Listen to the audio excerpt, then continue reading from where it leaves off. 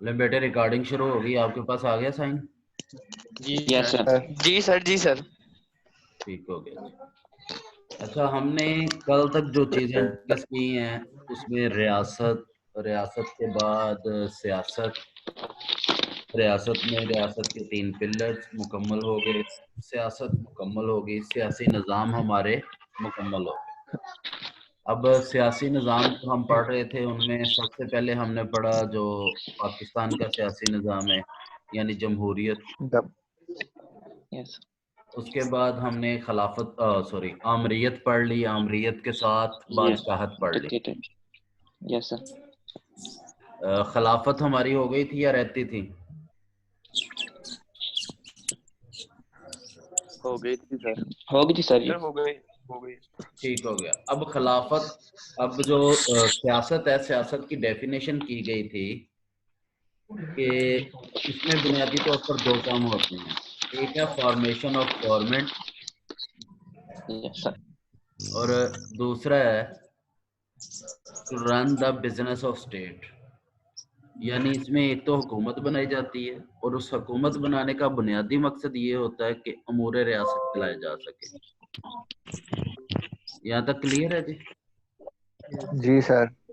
اچھا اب ہم نے تھوڑا سا شروع کرنا ہے اسلامی ریاست کے بارے میں کہ اسلامی ریاست کیا ہے، کیسے بنی تھی اور پھر کیسے شروع ہوئی. تو تھوڑا سا ایک لیکچر میں یہ تقریباً سارا بیک گراؤنڈ کور ہو جائے گا، پھر اس کے بعد ہم آگے موو فارورڈ کریں گے. تو میں تھوڑا سا اس کے بارے میں آپ کو یعنی مختصر سا تعارف دے دیتا ہوں. اس کے پوائنٹس آپ ساتھ ساتھ لکھتے جائیں، بناتے جائیں، یا یہی ریکارڈنگ بن جائے گی تو آپ بعد میں سن کے اسے نوٹ کر لیجیے.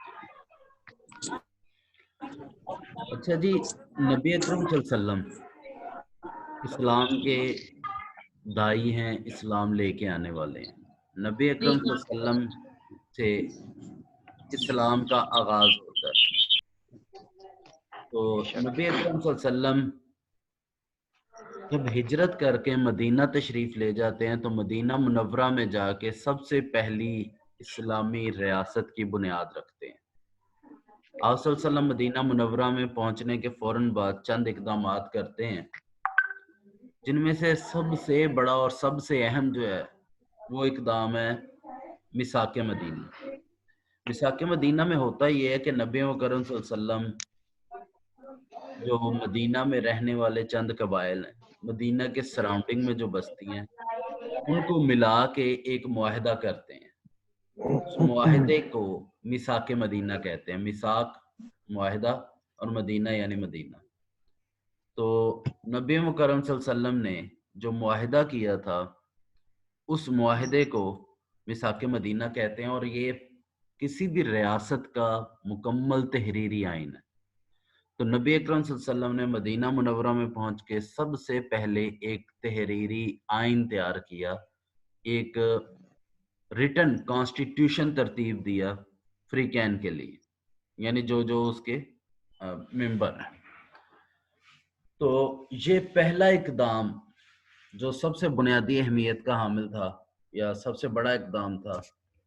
اس کے بعد دوسرا اقدام جو آپ سب کے علم میں ہے، نبی اکرم صلی اللہ علیہ وسلم نے جو لوگ مکہ سے ہجرت کر کے نبی اکرم صلی اللہ علیہ وسلم کے ساتھ تشریف لائے تھے یعنی مہاجرین، اور جو پہلے سے مدینہ میں موجود تھے اوس اور خزرج کے افراد یعنی انصار، ان دونوں کو ملا کر آپس میں ایک ایک انصاری کو ایک ایک مہاجر صحابی کا بھائی بنا دیا. تو یوں ایک رشتہ مواخات قائم کیا جس کے ساتھ 2 بڑے فائدے نبی اکرم صلی اللہ علیہ وسلم نے حاصل کیے. پہلا فائدہ یہ تھا کہ نبی اکرم صلی اللہ علیہ وسلم نے جو مکہ سے لٹے پھٹے آئے تھے، جن کے پاس کھانے پینے کے لیے کچھ نہیں تھا، اوڑھنے بچھونے کے لیے کچھ نہیں تھا، زندگی گزارنے کے لیے کوئی کاروبار نہیں تھا، تو اس کے ذریعے ان کے پاس کاروبار، چھت اور سہولیات آ گئی. دوسرا اس کا فائدہ بینیفٹ یہ ہوا کہ جو افراد مدینہ میں رہنے والے تھے ان سب کے ساتھ سب کے گھروں میں ایک ایک دین کا عالم اور تربیت یافتہ نبی اکرم صلی اللہ علیہ وسلم کا ساتھی ان کو مہیا آ گیا. جو کہ لوگوں کو دین سکھاتے تھے. تو یوں کہہ لیں ایک تعلیم و تربیت کے لیے ایک ایک استاد کا ہر گھر میں بندوبست ہو گیا. تو یہ نبی اکرم صلی اللہ علیہ وسلم نے جو 2 بنیادی اقدامات کیے تھے. اچھا اس کے بعد اسلامی ریاست بن گئی اور پھر اس ریاست میں نبی اکرم صلی اللہ علیہ وسلم سربراہ تھے. تو نبی اکرم صلی اللہ علیہ وسلم نبی ہونے کے باعث تائید الہی حاصل تھی آپ صلی اللہ علیہ وسلم کو. تو اس پہ تو کسی کو کوئی اعتراض نہیں ہے, کسی کو کوئی آبجیکشن نہیں ہے, کسی پہ کوئی بولتا نہیں ہے. اچھا جب کوئی بھی آدمی سربراہ مملکت یا ریاست یا سلطنت کا سربراہ بن جاتا ہے تو سربراہی کے بعد دوسری اہم چیز ہوتی ہے کہ انتقال اقتدار کیسے ہوگا. انتقال اقتدار کا مطلب یہ ہے ٹرانسفارمیشن آف پاور. جیسے میں یہاں پہ بول رہا ہوں, اس کے بعد دوبارہ نیکسٹ لیکچر کون لے گا, تو یہ کیا ہوتا ہے کہ ٹرانسفارمیشن آف لیکچر ہوتا ہے. تو اسی طرح ابھی وزیر اعظم ہے عمران خان کے بعد جو ہے وہ اگلا وزیر اعظم کون بنے گا, اور پھر اس کے بعد اقتدار کیسے منتقل ہوگا, طاقت کیسے منتقل ہوگی, اس کا ایک نظام ہے ہمارے یہاں جسے ہم جمہوریت کہتے ہیں. تو نبی اکرم صلی اللہ علیہ وسلم کے دنیا سے پردہ فرمانے کے بعد اہم چیز یہ تھی کہ انتقال اقتدار کیسے ہوگا. تو نبی اکرم صلی اللہ علیہ وسلم جب دنیا سے پردہ فرماتے ہیں تو اگلے خلیفہ بنتے ہیں سیدنا صدیق اکبر رضی اللہ تعالیٰ عنہ. اب سیدنا صدیق اکبر رضی اللہ تعالیٰ عنہ جب خلیفہ بنتے ہیں تو اس میں بنیادی اقدامات, بنیادی چیزیں, بنیادی مراحل کیا تھے, ان کا ذرا مختصراً ذکر کر دیتا ہوں. اس وقت ہوا یہ تھا کہ نبی اکرم صلی اللہ علیہ وسلم کے تجہیز و تکفین کی جا رہی تھی. تو اسی دوران سقیفہ بنی سعدہ, یہ جو میں لفظ استعمال کر رہا ہوں سقیفہ بنی سعدہ, یہ مدینہ کے انصار صحابیوں کا بیٹھنے کا, آپ ایسے کہہ لیں کہ جیسے دیہات میں ڈیرا ہوتا ہے اس طرح کا ایک ڈیرا تھا.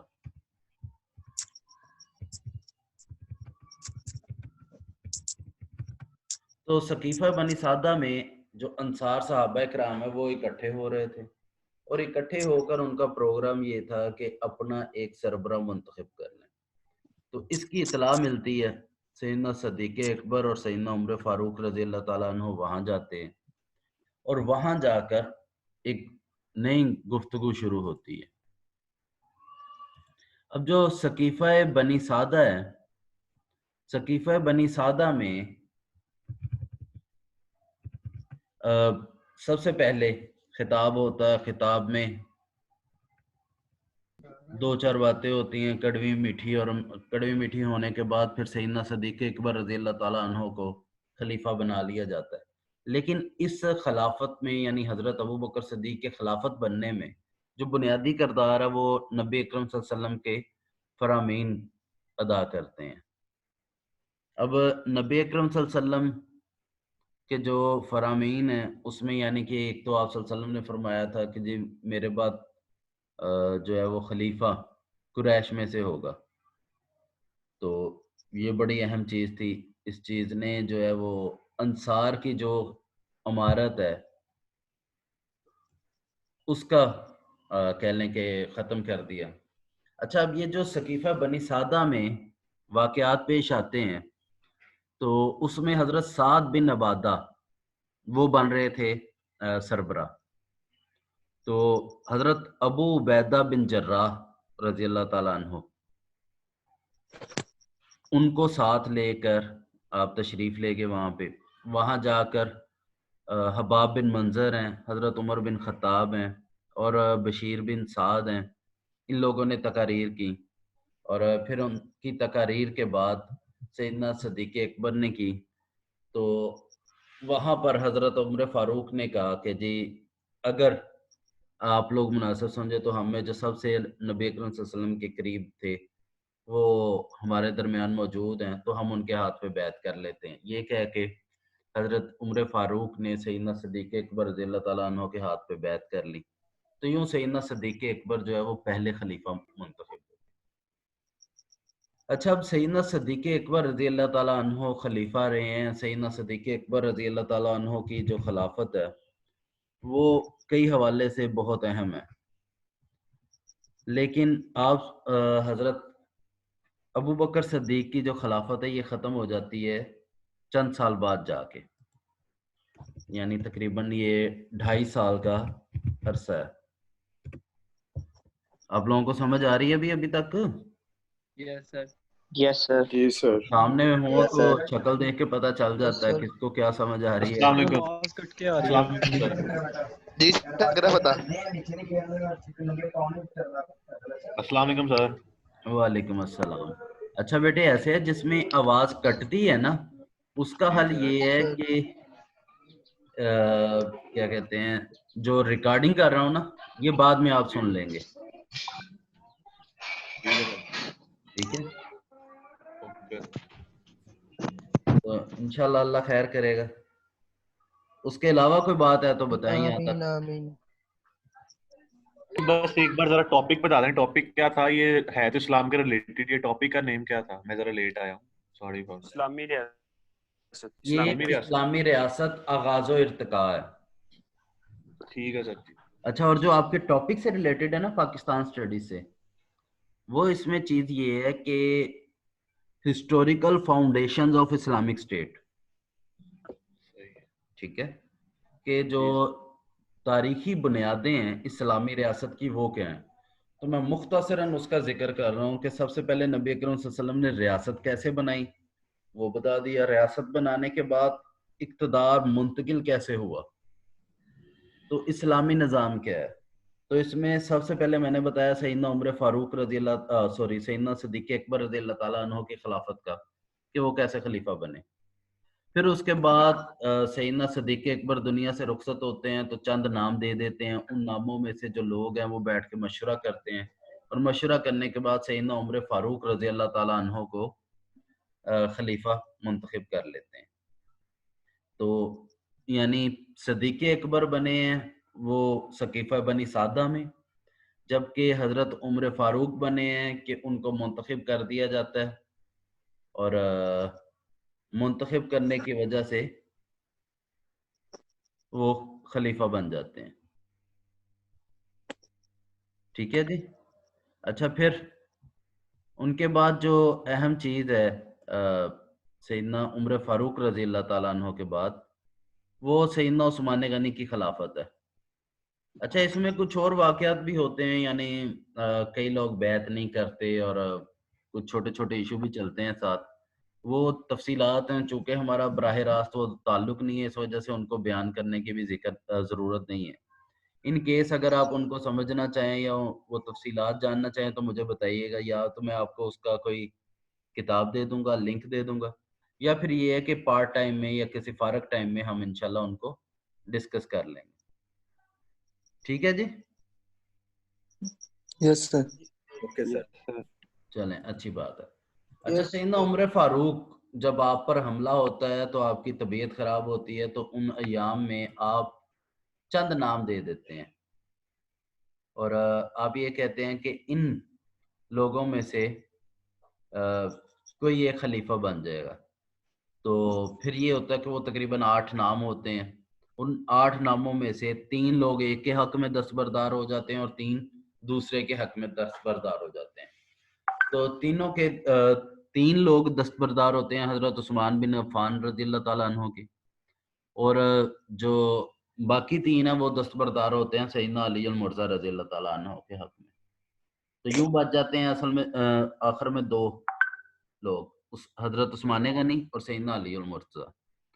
تو یہ دونوں آپس میں مل کے ایک تیسرے آدمی کو ثالث بنا دیتے ہیں اور اسے کہتے ہیں جی کہ آپ جس پہ فیصلہ کر دیں یا جس کے بارے میں کر دیں تو اس کو بنا دیا جائے گا.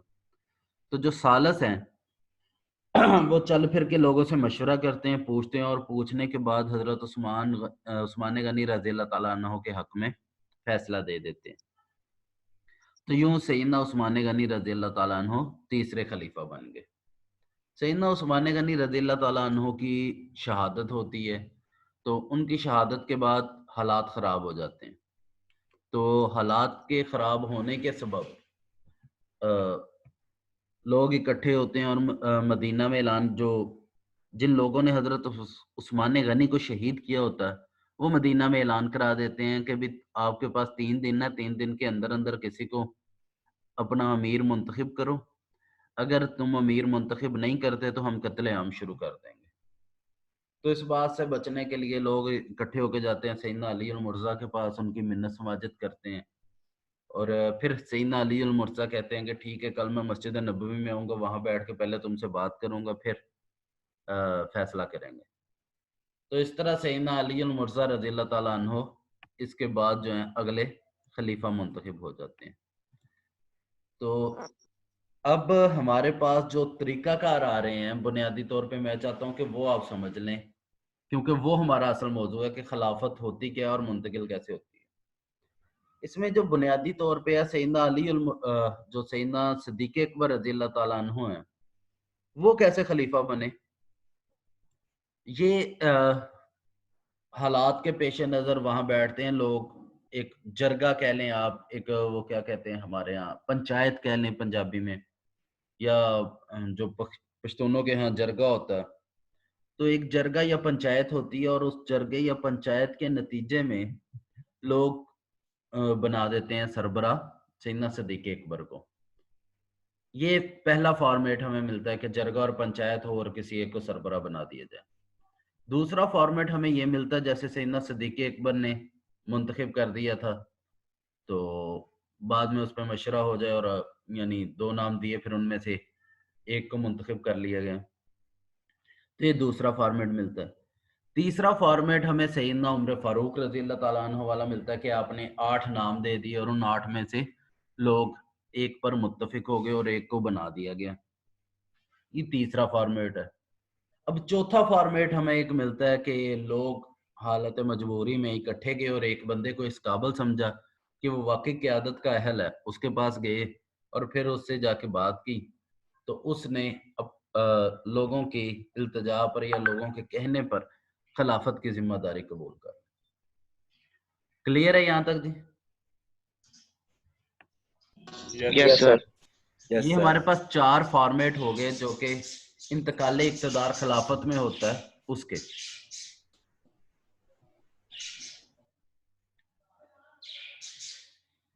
اب اسلامی ریاست موجود ہے، انتقال اقتدار ہو رہا ہے، اور انتقال اقتدار یعنی اقتدار منتقل ہوتا ہوتا اسلامی ریاست آگے بڑھ رہی ہے۔ تو اب ہم نے مختصراً دیکھنا یہ ہے کہ یہ اسلامی ریاست جو بنی تھی وہاں سے بر صغیر میں کیسے آئی اور بر صغیر میں آگے کیسے بڑھی ہے۔ اچھا جی، اب تھوڑا سا اس کے ساتھ ساتھ بر صغیر کی کیا حالت تھی۔ فتح مکہ آپ کو پتا ہے کہ ایک بہت بڑا ایلیمنٹ تھا۔ اچھا، یہ انتقال اقتدار کا طریقہ سمجھ آ گیا نا، اس میں کوئی کنفیوژن تو نہیں رہے گی؟ No, sir. ٹھیک ہے۔ اچھا، اب ادھر عرب ہے اور ادھر ہم نے ساتھ تھوڑا تھوڑا بر صغیر کو دیکھنا کہ فتح مکہ جو کہ 8 ہجری میں ہوئی ہے، اس وقت بر صغیر میں مہاراجہ ہرش وردھن اس کی حکومت تھی، اور 26 ہجری حضرت عثمان غنی کے دور خلافت میں مہاراجہ ہرش وردھن کی ہو جاتی ہے موت۔ اس کے بعد یہ جو بر صغیر ہے اس کی حکومت تقسیم ہو جاتی ہے، ٹوٹ جاتی ہے، اور ٹوٹنے کے بعد چھوٹی چھوٹی ریاستیں یعنی الگ الگ سربراہ بن گئے، الگ الگ بادشاہ بن گئے، اور یہاں پہ جو راجپوت نسل ہے وہ حکمرانی کر رہی ہوتی ہے، اور راجپوت جو ہے وہ ان کی دوسری بڑی قوم ہے ہندوؤں کی۔ سب سے بڑی ان میں وہ ہے برہمن، برہمن کے بعد جو دوسری بڑی قوم ہے ہندوؤں میں وہ راجپوت ہے، اور راجپوت آپ کو پتا ہے ہمارے یہاں بھی پائے جاتے ہیں۔ اچھا خیر، Yes, sir. رسیا راجپوت ہے۔ ہاں جی، کلاس میں بھی ہے۔ آ رہا ہے۔ چلیں اچھی بات ہے۔ سانو پہلے ہی پتا ہی ادھر اٹھ کے آئے نے۔ یہ بیٹے اس طرح کی باتوں کے لیے میں نے کہا نیکسٹ کلاس ہے اس میں ہم ڈسکشن کریں گے۔ یس سر۔ ہاں Okay, sir. اچھا جی، اس کے بعد بر صغیر میں اسلام کیسے آتا ہے؟ تو نبی اکرم صلی اللہ علیہ وسلم کے اعلان نبوت کے بعد جیسے جیسے اسلام پھیلتا جاتا ہے ویسے ویسے دائرہ اسلام میں لوگ آتے جاتے ہیں، اور تجارت کی غرض سے یہاں آتے جاتے ہیں۔ تو جو تاجر یہاں پہ تجارت کی غرض سے آتے جاتے ہیں انہی کے دور میں اسلام یہاں پہ پھیلنا شروع ہو جاتا ہے۔ اچھا، اس حوالے سے جو بنیادی چیز ہے، نبی اکرم صلی اللہ علیہ وسلم کی حیات مبارکہ میں ہی جو ہے نا وہ اسلام یعنی لوگ مسلمان یہاں پہ پہنچ چکے تھے۔ اور یہاں پہ چونکہ پتہ آپ لوگوں کو کہ عرب میں کوئی فصل تو ہوتی نہیں ہے، اس وجہ سے ان کا جو زیادہ وہ تھا انحصار تھا ان کی معیشت کا، وہ تھا تجارت پہ۔ تو جو تاجر تھے وہ عرب کے تاجر، وہ سراندیپ، مالدیپ، جاوا سماٹرا اور چین کے ساحل تک کشتیوں پر بیٹھ کے جاتے تھے اور تجارت کرتے تھے۔ تو اہل عرب کا یہ ایک روٹ تھا جہاں سے وہ آتے جاتے تھے۔ اسی وجہ سے یہ سراندیپ اور ان علاقوں میں اسلام پھیلنا شروع ہوا، لوگ مسلمان ہونا شروع ہو گئے۔ تو محمد بن قاسم، یہ آپ لوگوں نے نام سنا ہوا، لیکن محمد بن قاسم سے پہلے ہی ایک جو ہے وہ راجہ ہے زرمون سامری۔ یہ راجہ زلمون جو ہے یہ اس علاقے کا تھا، اور اس علاقے میں اس نے تھوڑا سا اسلام قبول کر لیا اور اس کے بعد اسلام پھیلانے میں اہم کردار ادا کیا۔ اور کہا یہ جاتا ہے کہ جب شق قمر کا واقعہ پیش آتا ہے تو اسے یہ خواب میں دیکھتا ہے، اور خواب میں دیکھ کے اس کو اپنے روزنامچے میں لکھتا ہے، اور پھر اپنے ولی عہد کو یہ کہتا ہے کہ تم نے جانا اور نبی اکرم صلی اللہ علیہ وسلم کا اسلام قبول کرنا۔ اور خیر اس نے اسلام قبول کیا اور اپنی ریاست میں ایک ولی عہد مقرر کیا، اور نبی اکرم صلی اللہ علیہ وسلم کی زیارت کے لیے عرب کی طرف روانہ ہوا، لیکن راستے میں اس کا انتقال ہو گیا اور اس کو یمن میں دفن کیا گیا۔ اسی طرح سراندیپ ایک برصغیر کا علاقہ ہے پرانا، تو اس کا راجہ بھی مسلمان ہو گیا تھا، جس کی بنیادی وجہ یہاں کے تاجروں کے وہ تھی تبلیغ تھی، تو تاجروں کی تبلیغ سے یہ مسلمان ہو گیا۔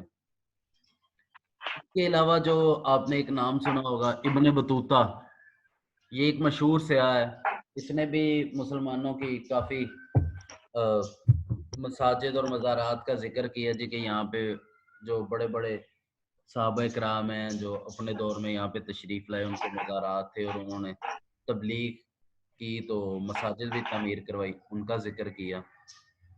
تو یہ تو وہ ساری چیزیں تھیں جو کہ مسلمانوں کی آمد یعنی باقاعدہ حکومت سے پہلے کے حالات تھے۔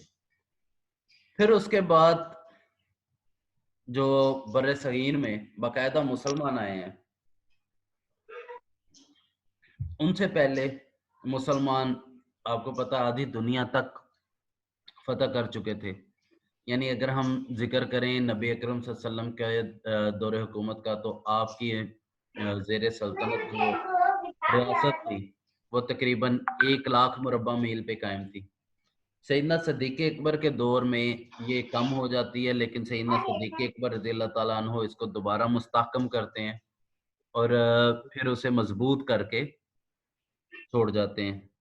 تو سیدنا عمر فاروق رضی اللہ تعالیٰ عنہ کے دور میں یہ ریاست پھیل کے تقریباً 22,00,000 مربع میل تک چلی جاتی ہے۔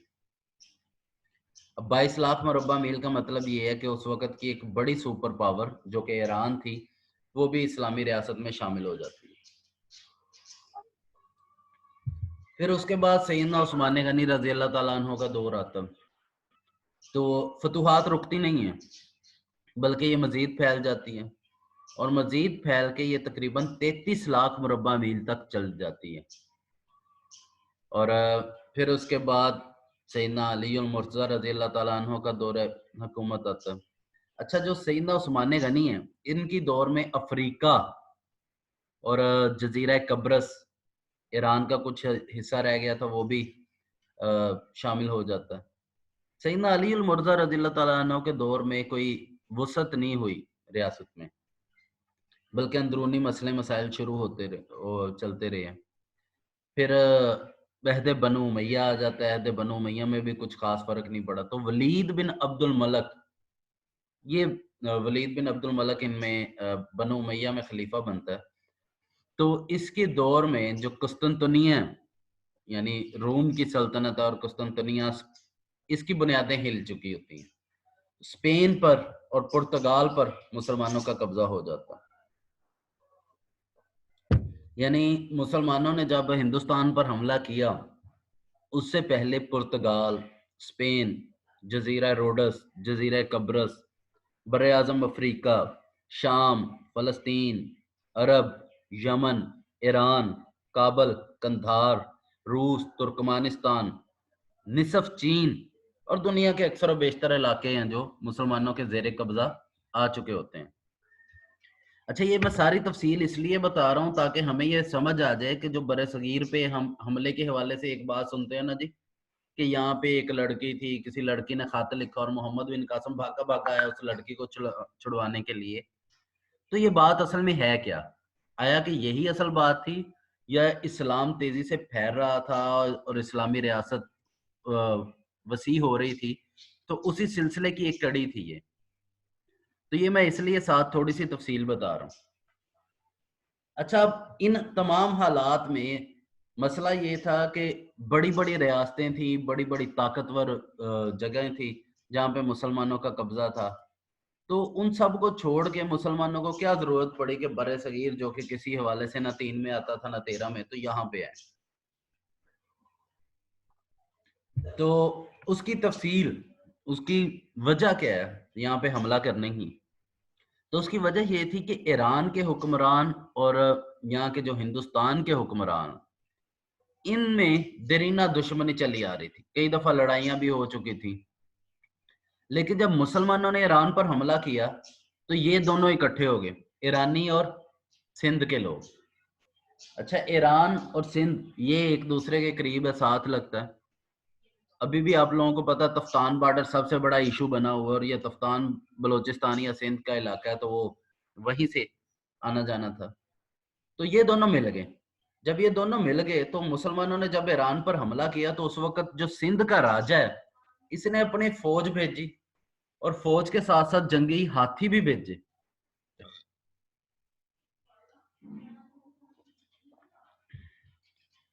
اور ان ہاتھیوں نے مسلمانوں کے لشکر کو نقصان بھی بہت زیادہ پہنچایا.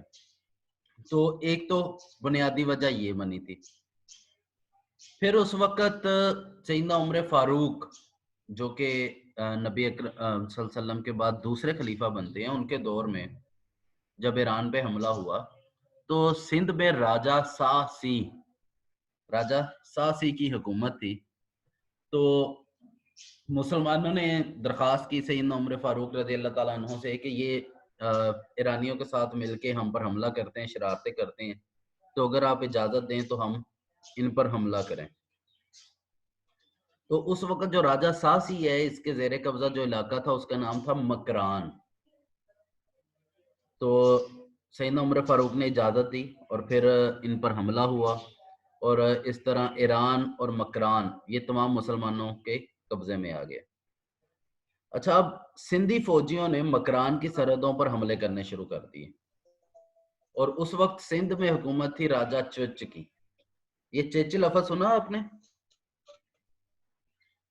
سمجھ آ جائے گا یا لکھ کے دکھا دوں آپ کو؟ لکھ کے دکھا دیں سر. سننا تو نہیں ہے پہلے یہ. چلے میں آپ کو لکھ کے دکھا دیتا ہوں تاکہ